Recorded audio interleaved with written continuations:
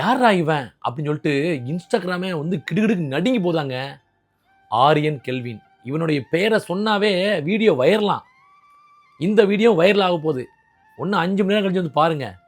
Aryan kelvin ஒரு சாதாரண ஒரு யூடியூபர் கிடையாதுங்க, மிகப்பெரிய யூடியூபர். 24 மணி நேரத்தில் 100 மில்லியனுக்கு போகுதுங்க. ஒரு வீடியோ மட்டும் கிடையாதுங்க, அவனுக்கு போடுற வீடியோ எல்லாமே மில்லியன் மில்லியன் மில்லியன். அதுவும் சாதாரண மில்லியன் கிடையாதுங்க, 100 மில்லியன் 200 மில்லியன். அப்படி இன்ஸ்டாகிராமே ஆடி போயிருக்கான்.